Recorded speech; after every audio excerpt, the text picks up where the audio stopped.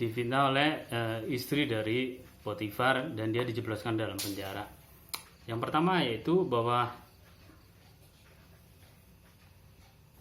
kita harus memiliki kualitas yang mampu menjadi teladan seperti Yusuf, bahwa dia menjadi pemimpin. Meskipun dia seorang budak, tapi dia mempunyai mentalitas pemimpin yang mampu membawa perubahan, yang mampu membawa pengaruh di lingkungan dia. Yang kedua, mentalitas pribadi yang menangkap visi Tuhan. Di Kejadian 39 ayat 9b dikatakan,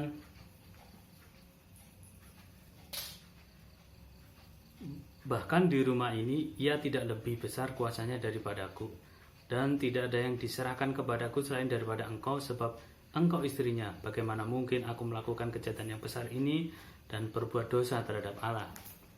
Ternyata kata kepala di sini tidak hanya memiliki makna sebagai penunjuk identitas jabatan atau posisi seseorang, namun menunjukkan mentalitas dari seseorang. Tingginya jabatan atau pangkat seseorang tidaklah berbanding lurus dengan sikap atau mentalitas, dan sebaliknya. Kadang orang tinggi jabatannya belum tentu mentalitasnya juga bagus. Begitu juga dengan orang rendah yang mungkin tidak memiliki jabatan tinggi, tapi dia memiliki mentalitas yang bagus. Yusuf, meskipun ia tidak tahu kapan waktu penggenapan dari mimpi yang pernah diterima dari Tuhan, yaitu menjadi seorang penguasa, namun mentalitas sebagai seorang duta kerajaan surga yang melekat pada diri Yusuf itu dibuktikan ketika dia dirayu Potifar. Dia tidak mau memberikan, tidak mau mempertaruhkan visi yang dikasih oleh Tuhan menjadi pemimpin, dipertaruhkan dengan rayuan dari Potifar itu, sehingga dia lari dari godaan Potifar, dan yang kemudian sampai ia dijebloskan ke dalam penjara. Sama halnya ketika kita bertemu, dengan ketika Yusuf bertemu dengan saudara-saudaranya yang pada saat ia menjadi penguasa, ia mengampuninya. Itulah ciri dari orang-orang yang memiliki mentalitas yang menangkap visi Tuhan.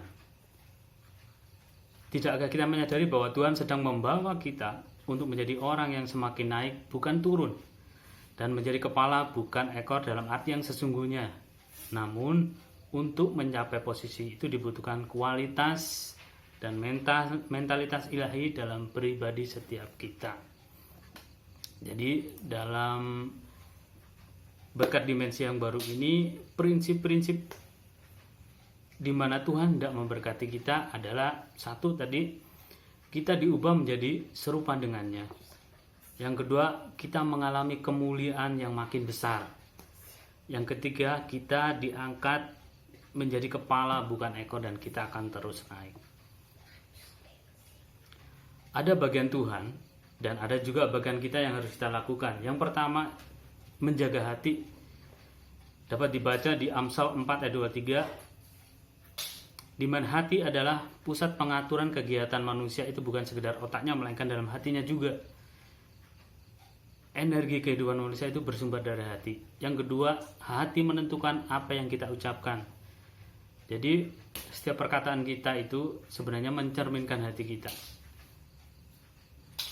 Orang yang selalu bersekutu dengan Tuhan akan juga memiliki hatinya Tuhan. Yang keempat, menjaga hati tidak setengah-tengah, harus sepenuhnya.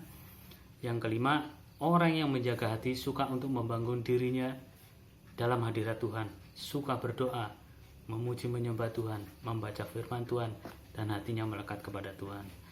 Yang kedua, menjadi dewasa rohani. Kita bisa baca di Efesus 4 ayat 13 sampai 15. Jadi kekristenan haruslah bertujuan untuk mencapai kedewasaan rohani. Hal ini tidak ditentukan oleh usia secara fisik maupun sudah berapa lama seseorang menjadi Kristen.